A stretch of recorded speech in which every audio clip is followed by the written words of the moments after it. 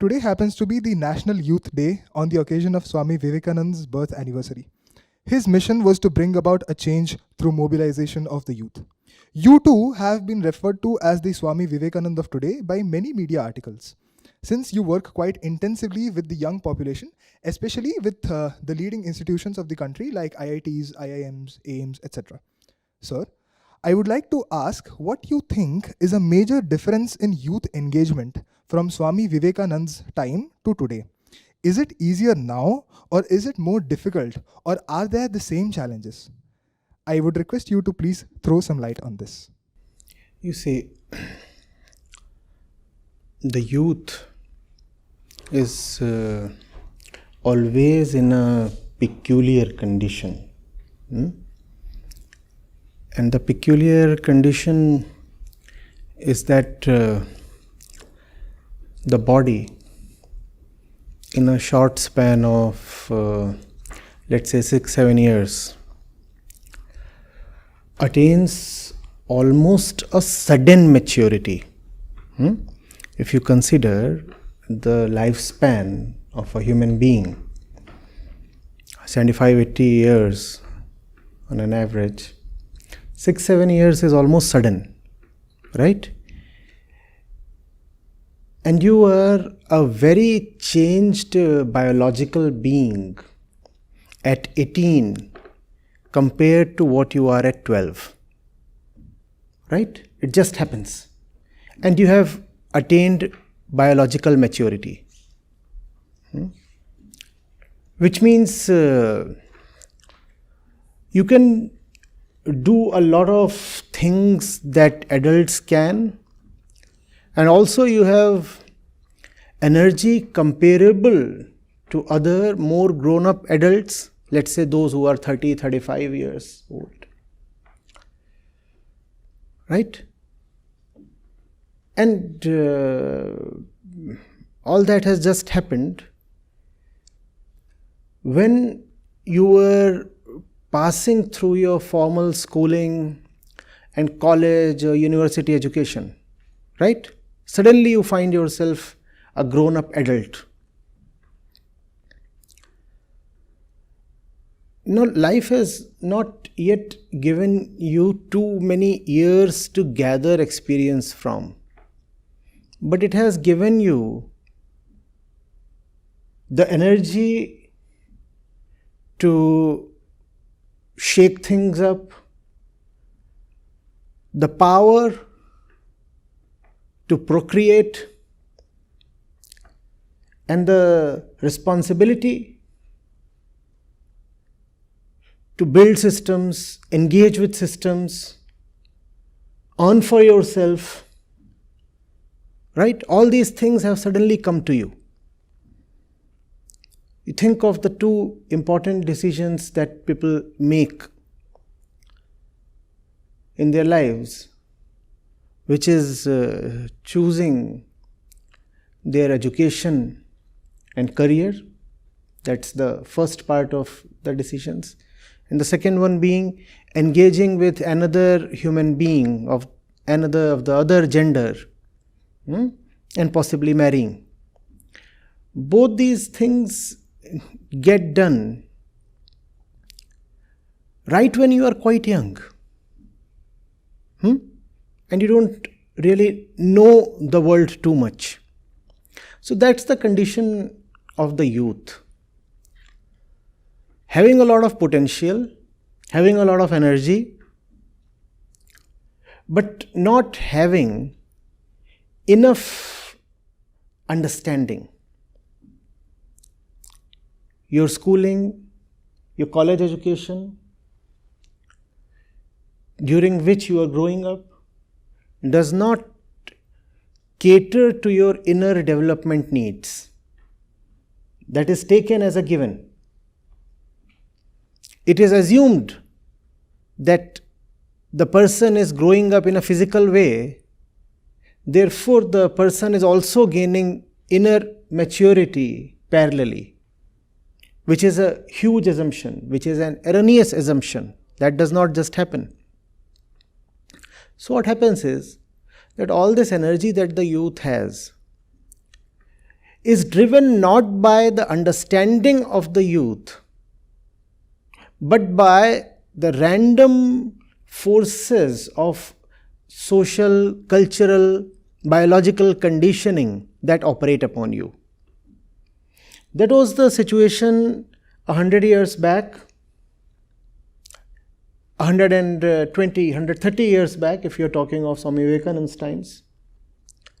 And that is also the condition today, and that will be the condition forever, because that's how biology shapes up the youth, right? Puberty used to happen at a certain age. In Vivekanand's time, it happens at almost the same age even today. So in that respect, the youth was vulnerable then, and the youth is equally vulnerable today. In the blink of an eye, the kid who used to play at home is entrusted with the responsibility to earn, make life decisions, choose a career, choose a partner, and all that happens, I said, just so quickly.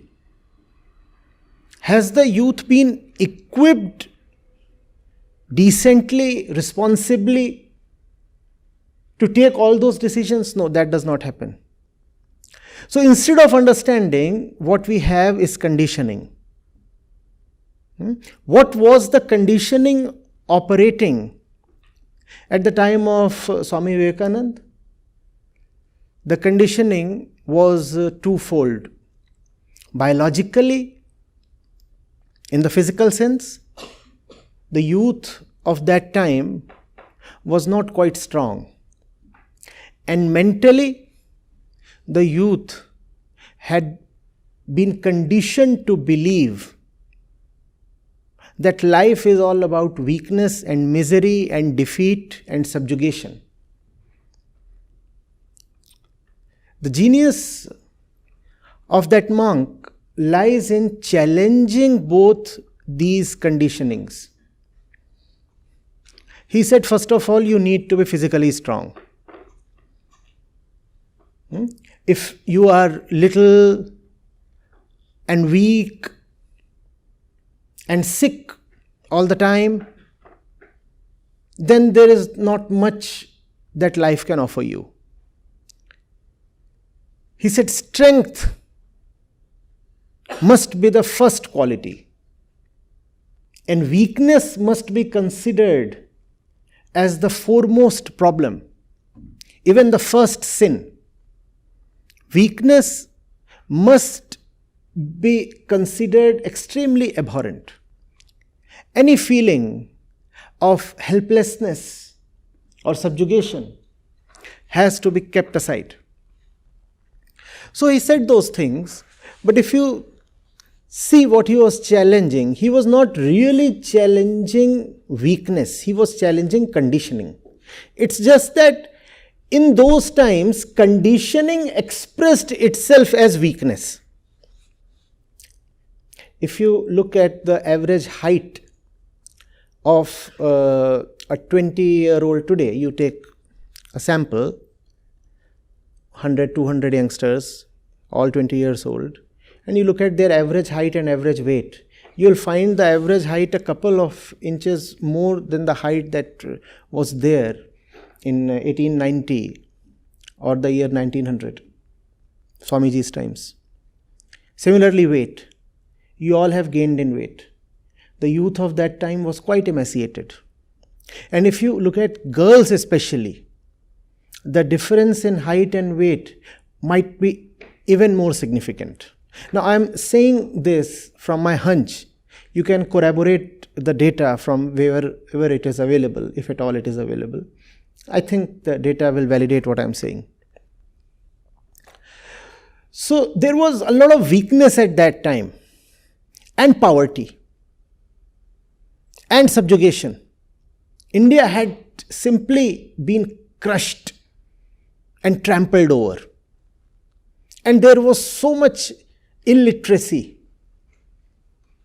And the result was that the youth was in a state of complete lack of self-assuredness. Instead, what the youth had come to believe was that misery, defeat, weakness, surrender, meekness is the only and inevitable way of life. Just bow down. Bow down to life, bow down to oppressors, bow down to poverty, bow down to ignorance, lack of knowledge, bow down to all the random forces of situations that hit a human being. Swamiji said, no. That's not the truth. That's simply the way you are conditioned. Mind you, that's not the truth. That's simply the way you are conditioned. So, it is important to remember that the central work of Vivekanand was not really against just weakness or ignorance or whatever. It was against conditioning. It's just that conditioning expressed itself at that time as weakness and illiteracy and helplessness and ignorance, right? Now you tell me, as the youth of today, what does conditioning express itself as today? Because had Swamiji been alive today, he would not have conveyed the same message he did a century and a quarter ago. The message would have changed because the conditions have changed. See, the work of a spiritual revolutionary is to bring the truth to you. And what is the truth? Truth is not a concept. Truth is not a statement. Truth is not a principle to live by. Truth lies simply in getting rid of one's inner patterns. That which you have believed yourself to be, drop that. And what remains is the truth.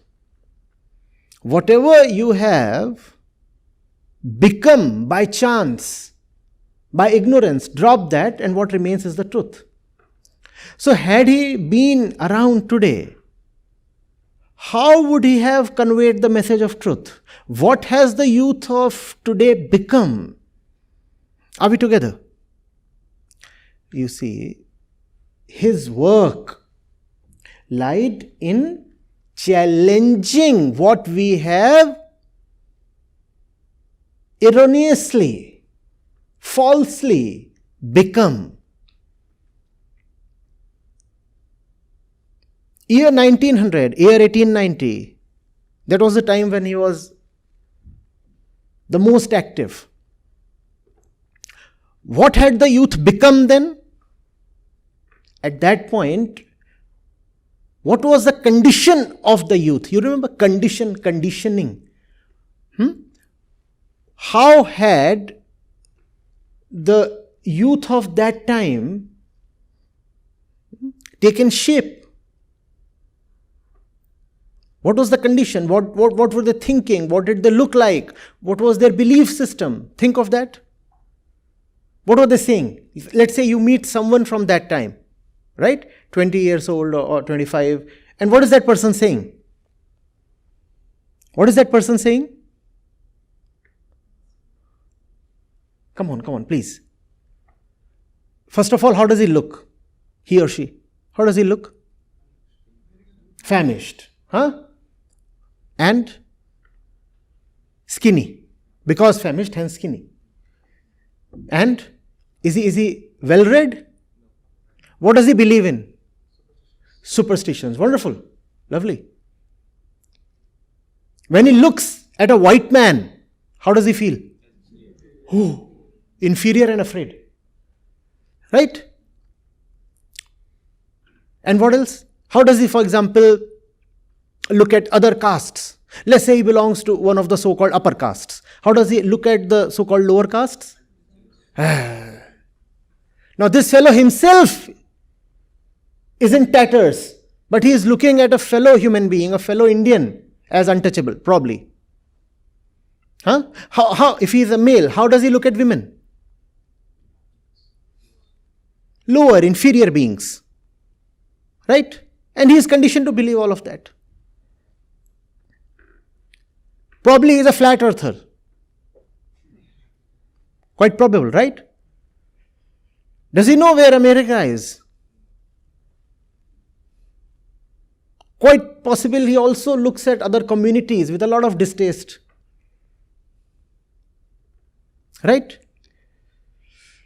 How much geography or history or biology does he know? Not much. The literacy rates had plummeted to almost single digit levels in most parts of the country by that time.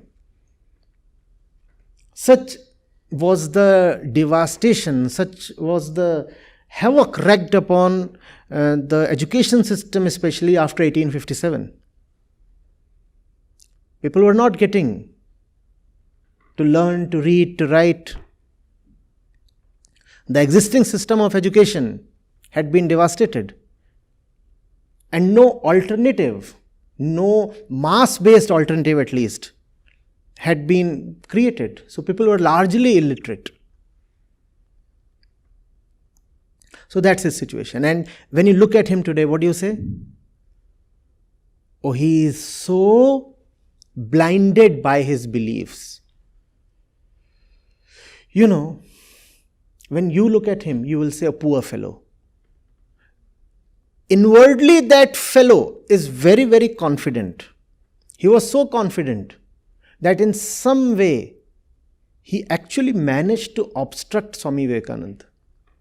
One of the reasons he died so early was because he faced such stiff resistance, not from the Europeans or Americans, but from the Indian population itself. He did the best he could, and that was not really the age of technology. A lot of travel that he undertook was quite a burden on the body. Very painstakingly he travelled, sometimes on foot. He did not take care of his food, his health, his various diseases. And before he could be 40, he was gone. Think, who troubled him so much? Who troubled him so much that he had to depart? And he was a well-built man, strong. Pretty strongly built. And it's not as if he miraculously just chose to disappear or depart at that young age. He was brought down by ill health and disease. Who troubled him so much? Think of it. Who? And he's a strong man and he's a well-read man. I mean, well-read is an understatement. He's a champion author. And there is somebody who just pulverizes him to the ground. Who is this? That famished, ill-read, ill-bred, ill-fed fellow. He defeated Swamiji. Not in the final count, obviously, but at least temporarily. He kept on saying, if I just get 100 suitable young people, I'll change the face of India. He didn't get that many. It's debatable whether he got even 10 of them. You do not need to kill a man always directly. He's asking for something. He's betting his life on something. You devoid him of that which he wants so desperately, that which he loves with all his heart. He won't be able to live. Do you see this? It's just that we never love anything that heartfully. So we do not know what a real lover goes through. But if you ever want something really worthy, something really beautiful, with all your life, with all your energy, and you don't get it, you just don't feel like living. The youth of that time deprived Swami Vivekanand of what he wanted from them. And how did the youth deprive him? By blindly believing in whatever they believed in, whatever their concepts were. Today you look at that fellow we just talked of and you say, oh, 5 feet 4 inches, can't even write properly. You ask him to just tell how many major rivers are there in North India, he might not know. Ask him where do smallpox and chickenpox come from? He will say divine curse. That kind of a fellow.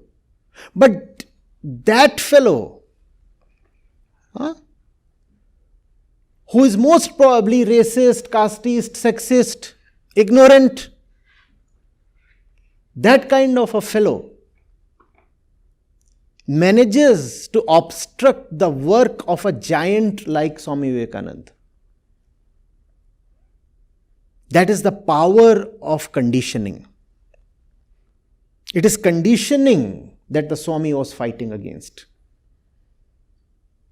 It's always possible and easy, rather, to look at someone else, especially from some other age, and see very clearly that the fellow is conditioned.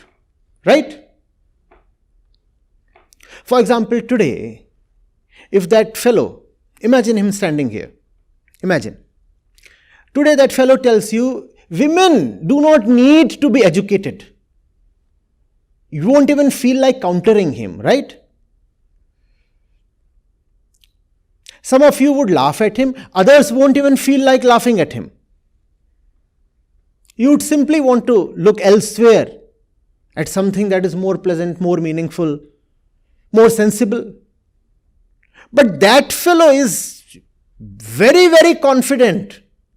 He's saying, but women, they are for the kitchen and taking care of the kids, and what do they have to do by studying, reading, educated? I mean, will they wear coats and pants and go out to work like men? Ha ha ha. He'll be very sure of himself. He'll be, catch that word, he'll be very sure of himself. That's what. When you are so sure of yourself, then you can defeat even the most beneficial, most benevolent power that stands in front of you to help you, to uplift you. Conditioning manifests itself in, come on, repeat the word, sureness. And what's the popular word for sureness? Confidence.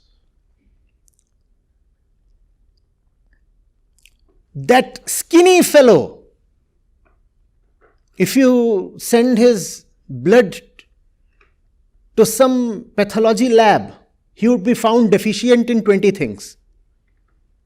In fact, he would be found deficient in everything.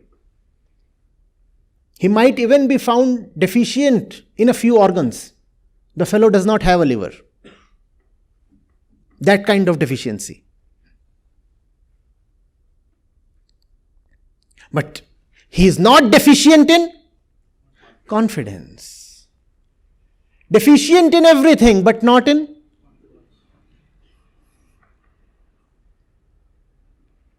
And that's what troubled Swami Vivekananda so much.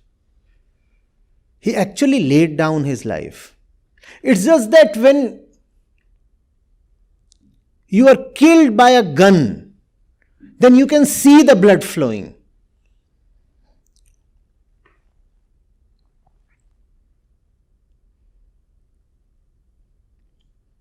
Or when you wear a crown of thorns, as Jesus did, again you can see the cruelty there, out there, in a very obvious way.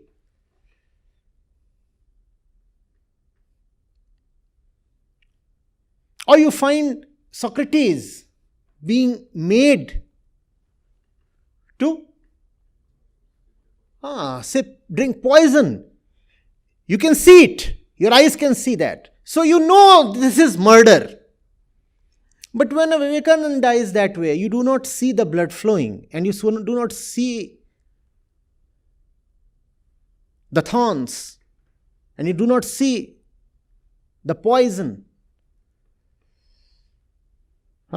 You do not see a head being chopped off, because you do not see. So you say, oh well, he just died out of some sickness. He was diseased. No, he was not diseased. He was killed. What killed him? The headstrong confidence that we have. You could call them headstrong jugheads. Extremely confident of themselves. And what they were then confident of, today we laugh at. Correct? What he was confident of that time, today we laugh at all those things, don't we? Maybe someone else would laugh at the things that we are today confident of. And confidence continues to be a buzzword even today, especially in the youth. Does it not? You all like to be confident, and you all admire confident people. Look at your role models. Don't they all act very confident? The ego, to sustain itself, all ignorance to sustain itself, must act very, very confident. Now, fast forward to 2023. What are we confident of? What are we confident of? And the inner confidence that we have is very, very stubborn. Times change. The ego tendency does not change. All change is just superficial, apparent, external. Internally, human beings continue to be the way they always were. What are we confident of? Obviously, if Vivekanand comes here today, he will not tell us to be physically strong. Most of us are already reasonably strong, right? You have gyms. The nutrition that you take is more or less okay. All kinds of sports facilities are there, right within the campus. So he will not talk of nutrition. At that time, he was talking a lot about good food, and he would say, come on, leave your ignorance behind. Get up, go and play football. Today, he does not need to tell you to play football. You already play football.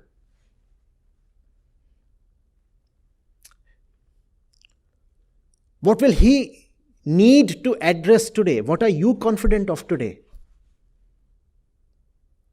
Hint. You will resist him every bit as much as that fellow from the last century.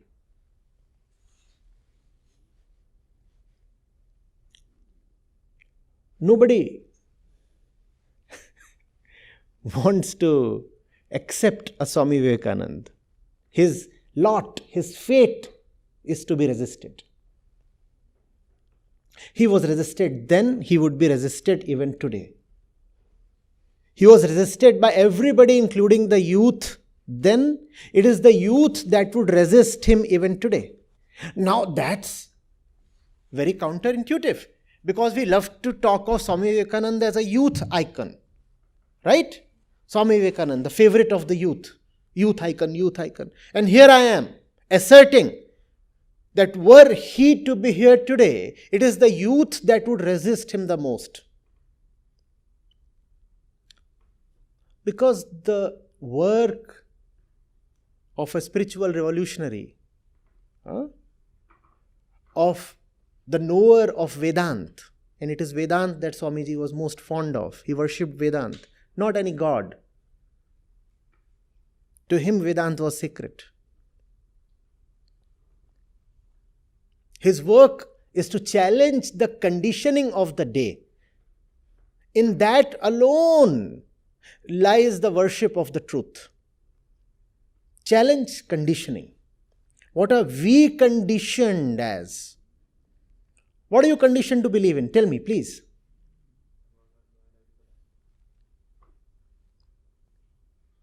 His work would be equally difficult today. Beliefs have changed. The believer has not. The one who loves to live in beliefs has not changed. It's just that he has changed his beliefs. So there was one set of beliefs then. Be with me, come on. There is another set of beliefs now. But the tendency to live in beliefs has not changed. He'll have an equally tough task today with you guys. You will not Christian him as a youth icon. After he is gone, then another generation would. Not you. You would not like to listen to him. Listening to someone who brings the truth to you is always a difficult task. The nature of truth is that it cannot be pleasant, irrespective of how much you try to sweeten it or smoothen it.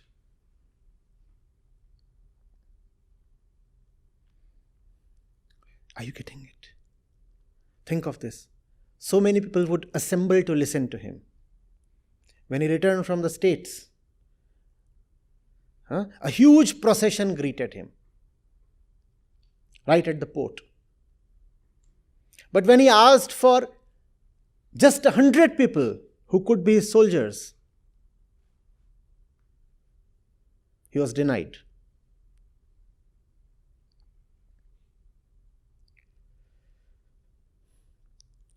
Beliefs are superstitions. Just that it is easy to call the other's superstition as superstition.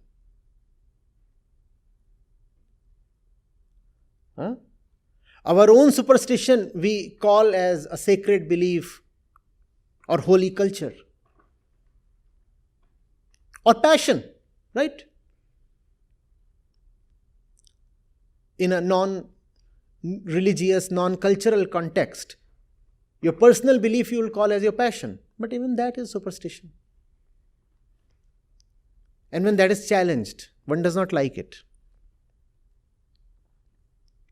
The superstitions of that time are quite evident. The fellow is, for example, saying that snakes live for 2000 years. Or that a certain tree turns into a beautiful lady every fortnight. And today you can laugh those things away. How about the superstitions of today? Have we tried to inquire the superstitions that we carry? Come on.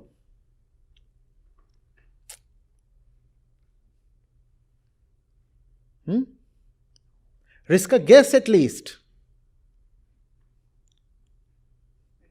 Can you watch me from there? Otherwise, this seat is available. Come over to this side. I'll have to bend to look at you, and same with you.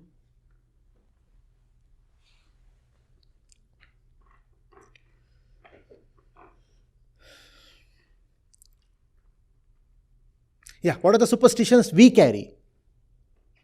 Please.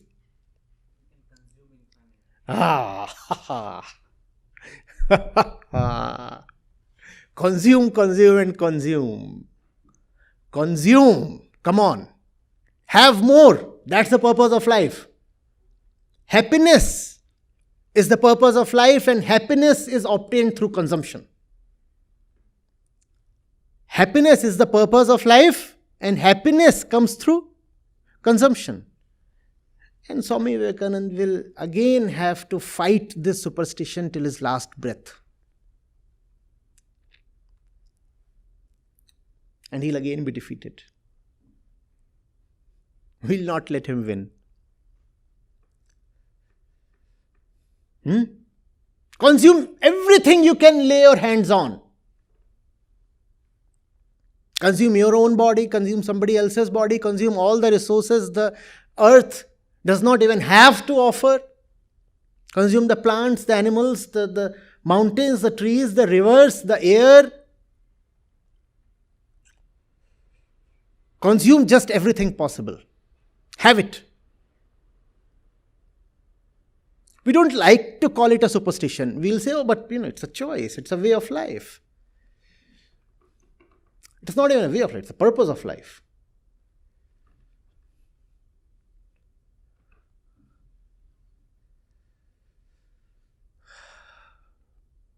That's what he would do today.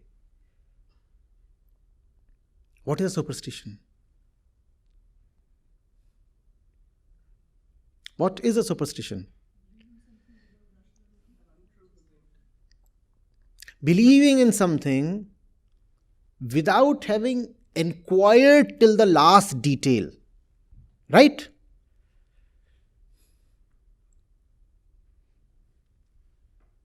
And when I talk of the last detail, do you know what I mean? The belief is something here, out here. This is. When you want to go to the last detail, you have to think of the believer. Who is the believer? You have to look into the fact of the belief, obviously. And then you have to go into the mind of the believer and ask, why does he have to stick to this concept or assumption? Why does he have to stick to it? And that's when the inquiry is complete. And if the inquiry is not complete, whatsoever you hold as true is not only belief but actually superstition. Superstition. And our education, the thing that we talked of right in the beginning, does not equip us to go into self-inquiry.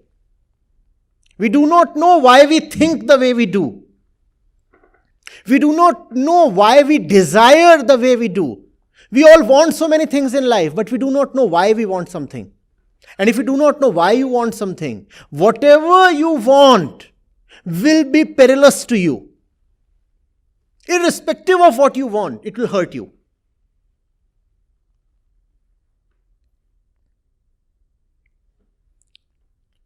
Are you getting it?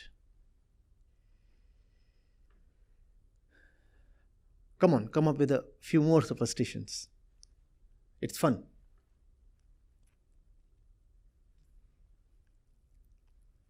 Come on. Yes, technology and technical growth can offer you redemption from your suffering.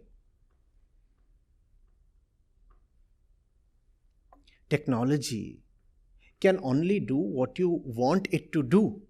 Technology is a slave. Right? Your imagination comes first, your desire comes first, and then comes the technology. Correct? To fulfill your desire, to materialize your imagination. That's what technology does. If your desire itself is a rotten thing, how can technology help you? Please tell me.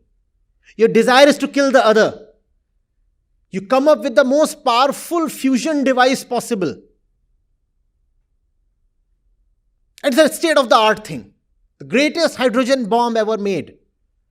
Where is that coming from? Your rotten, hateful desire to kill the other. And why do you want to kill the other? Because he does not worship the same God as you do. because you want a piece of land and the other does not agree. So you want to kill him. Such an animalistic desire, right? But to fulfill this desire, what do you use? The latest, most modern, state-of-the-art technology. What can technology bring to you? If you are inwardly rotten, what can technology bring to you?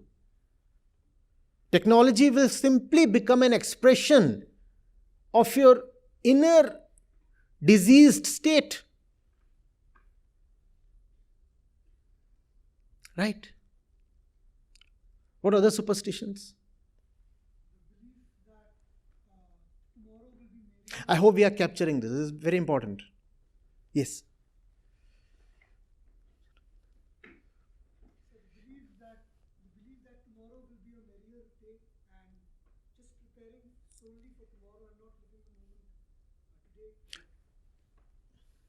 See, wherever there is desire, there has to be a wait for tomorrow.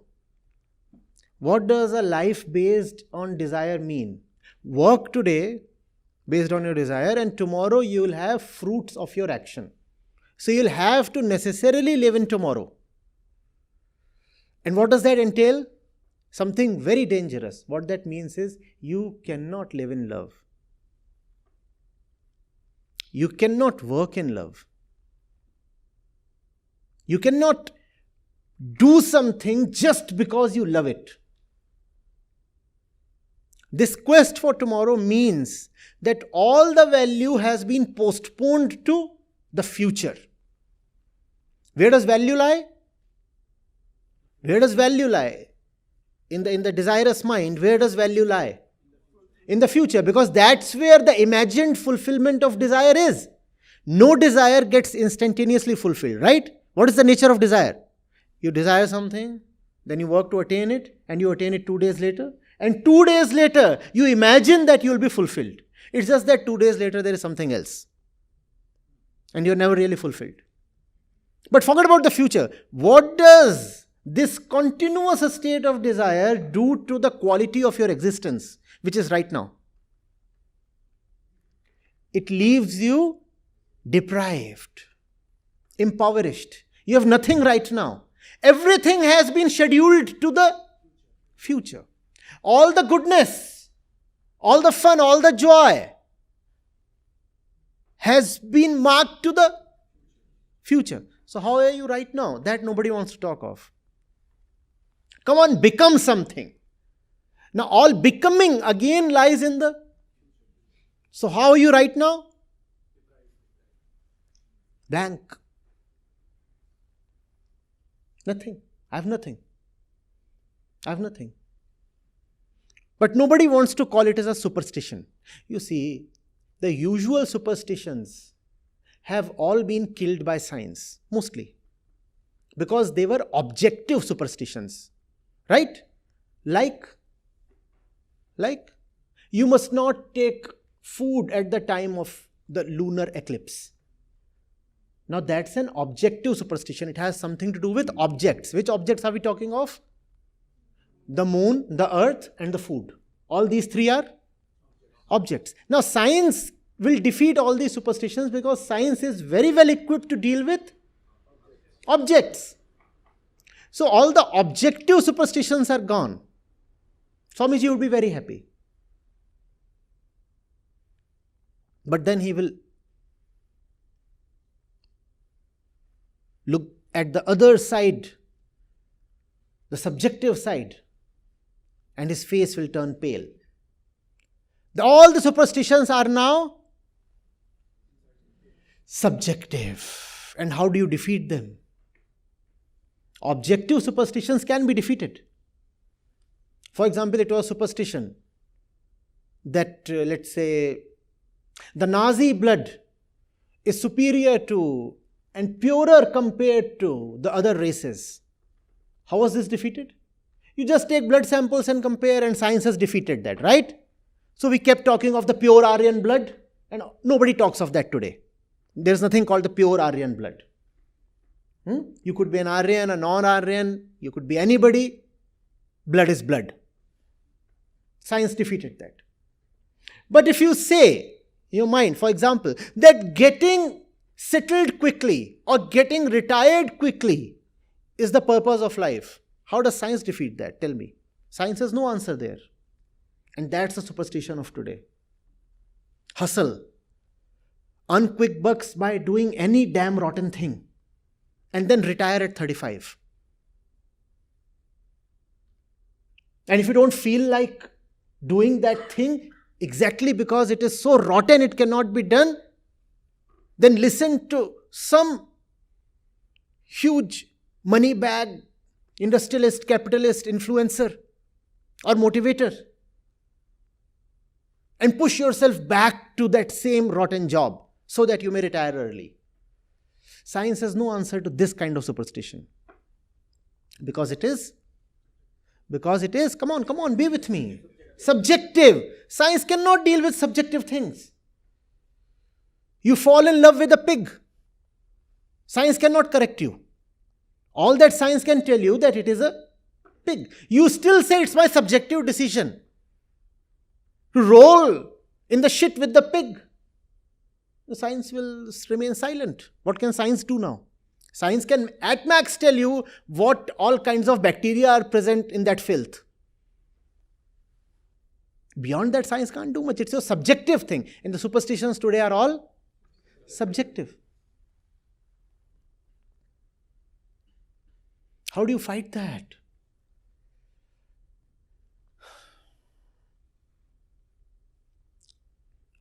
Swami Vivekanand is saying the challenges of the last century were actually easier to deal with.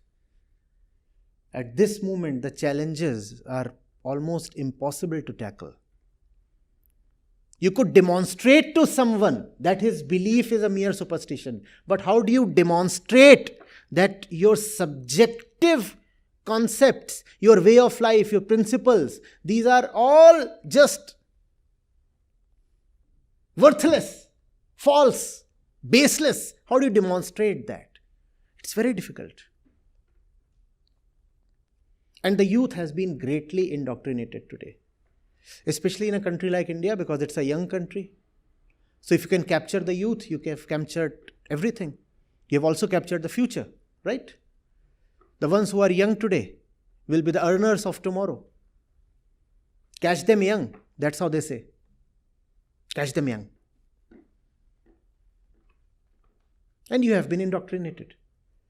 That which you think of as normal is not at all normal. To that fellow, see, he's still standing here. Do you see him? To that fellow, it is very normal to think that the sun goes round the earth. And he says, but I see that happening every day. Rises this side, sets that side. The sun obviously goes round the earth. It's a very normal thing. Don't you have common sense? Come on. When you will dispute what he says, what will he say? Can't you see the obvious? It's commonsensical. The sun goes round the earth. Think of what all is normal and obvious and commonsensical to you. Please do that. It is that which you take as common sense that is defeating you. That is a nemesis. That is killing you. That which you think of as obvious and certain and feel very assured of. So assured of that you don't even want to question it. That's what is defeating you.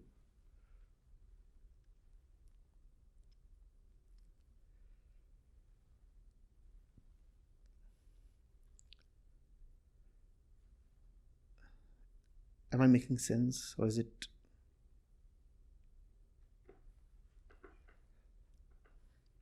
I'll do my BTech.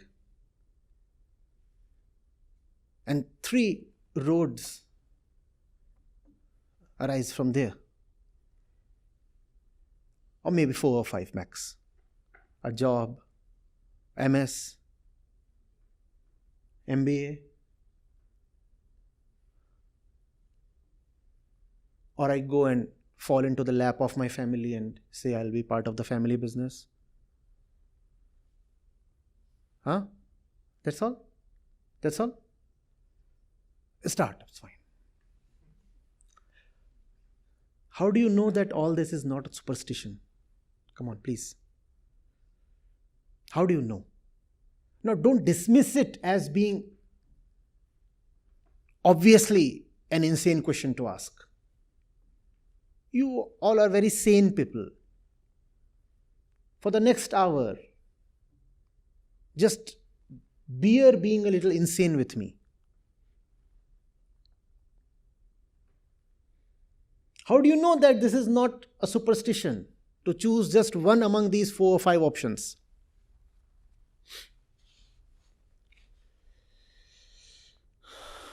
Please tell me.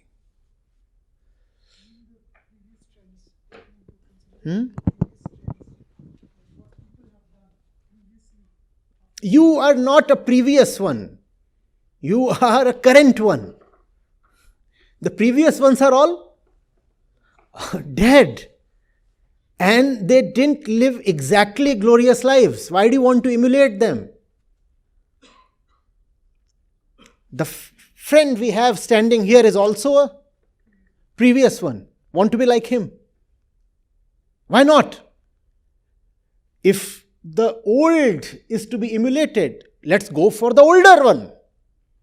And why stop at the older? Let's go for the oldest one. The one who is in the cave, in the jungle, sitting on the treetop and chasing monkeys from there. Why not copy that one?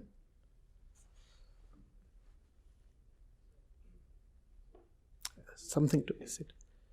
So we live in a country like India, where the daily need of a person is to have a piece of bread and butter daily. So if you do not choose any of the 4 paths and try to think that I'll speculate today and maybe after 2 to 3 days I will go on to some other thing that will give me bread and butter, that is not how the life works. You can't stay impoverished for say more than 4 to 5 days. So how do you know? So How do you know? Exactly. Just a question. Yes, sir. A superstition involves something that you have not inquired into. How do you know that bread and butter is possible only via these 4 or 5 paths? How do you know? What's the basis? How much have you seen the world? How much have you inquired? How much knowledge, experience do you have? At this young age, how do you feel so convinced that unless you follow the well-trodden path, you won't even physically survive? We are talking of starvation, as extreme as that. Yes, sir, I would like to counter that. Sir, see, the thing is that when you're talking about living in this world, it is not only that a person as a whole is living.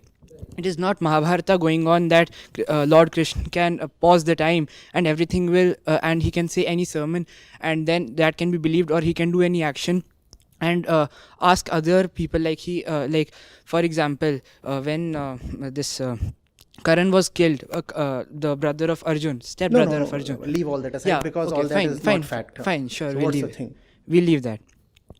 Sir, so whatever happens in this world is a mutual thing, a mutual action by you and the surrounding, how it reacts to you. So the thing is that if you are not doing some work, or maybe you're thinking that there's some other path which may lead you to some work, like you said that there are only 4 options after engineering, 4 to 5 options maybe. So in that way, you would be I think that would be correctly the way to think as it is, because if you do not work into a particular direction, or if you are trying to choose a new path, it's most probable that the surrounding people would not react to you in the same way. How do you know? So that's a known fact. How do you know? Again, that argument of obviousness. How do you know?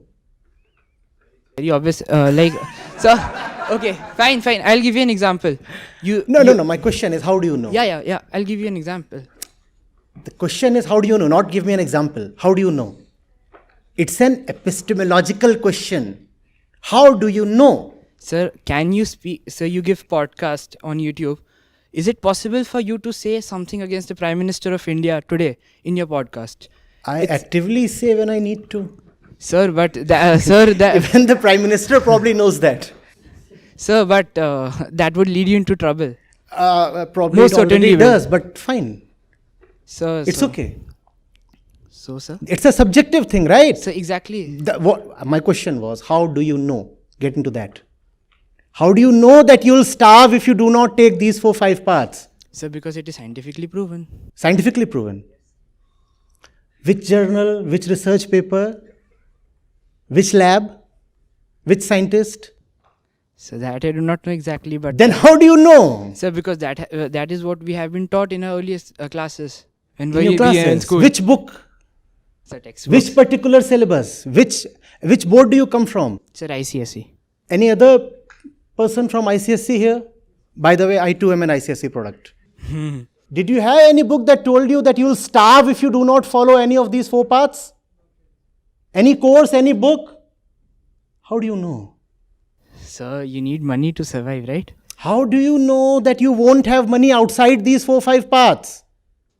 So, you don't have time to speculate over that. Mike, quick. It's just that we have seen other famous people who are at a good position right now, and we know that they have taken those paths, so we try to replicate their path, saying that if we take the path, we will also reach at where they are right now. Okay. How do you know wherever they are actually feeling okay? How do you know? We don't know that, but because of the fame, the popularity, the money that they have, Somebody is famous. Yeah. Look at the logic, please. We are saying somebody is famous, so I want to be like him. Now, anybody can be famous for whatever reason. Good, bad, whatever. You want to be like somebody who is famous, but how do you know that his own position is something that would give you whatever you want? Peace, fulfillment, joy, fun, whatever. How do you know? But what if something you want is being famous itself? It's not... How do you know being famous will give you something that you would really enjoy? How do you know? You can be famous overnight. You can be famous tomorrow morning, right? It's quite possible in the age of social media. And you can actually plan it out. You want to be famous, you can be famous before the session ends. And all that happens. We know how things go viral and what all things go viral. How do you know being famous will bring to you something that would please you? How do you know? We don't know it until we reach that path. Right. How have you chosen a destination without knowing anything about the destination? How have you can even choose, but how have you simply committed yourself to that one thing as obvious and the right thing and the purpose of life? How have you done that? Our belief. Because it's our belief, like That's what. It's just blind belief. That's what he was fighting. Blind belief. One of the beliefs of those times was that the white man is made to rule. And if you challenge that belief, you will have a hard time, not among the white ones, but actually more among the brown ones. How do you know that you're not living in similar beliefs today? Similar in the sense of the believer remaining to be the same. The beliefs have obviously changed. How do you know anything you believe in is of any value? And it's not impossible to test things out. Inquiry is possible. And it's not as if it takes an entire life to inquire. You have a lot of time. A lot of things that we believe in would simply fall to pieces if we sincerely inquire even for a couple of hours or a couple of days. It is possible. We don't even Google properly. Come on. Look at most of the stuff that is circulated on WhatsApp, etc. Have those people even Googled for the facts? Is it so impossible to know that what you are believing in is just hogwash?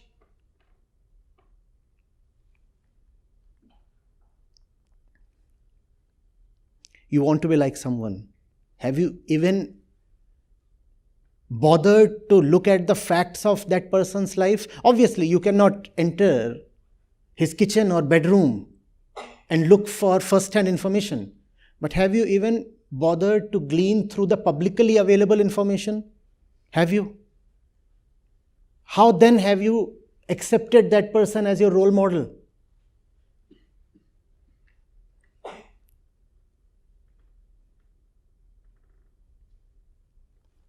Asking you, please.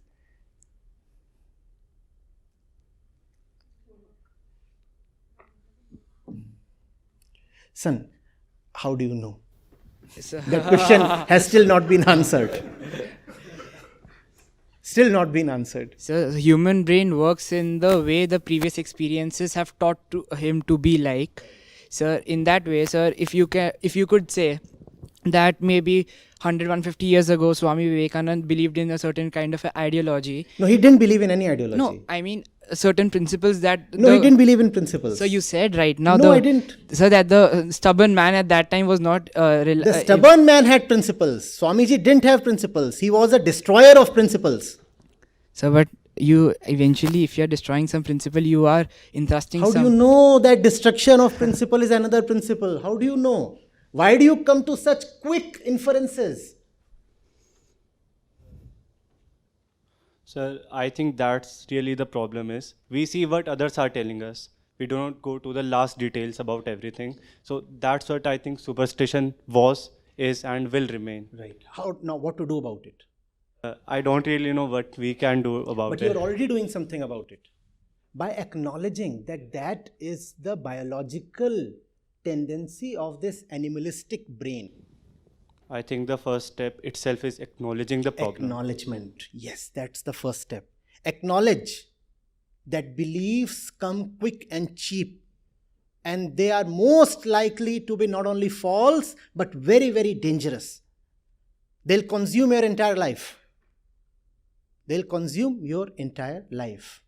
You could even say a man is nothing but his bundle of beliefs. You have to be very, very careful the bundle that you are carrying. That does not mean there are good bundles and bad bundles. All bundles are just bad, just as there are no good diseases. That's what I really think. Yes, wonderful.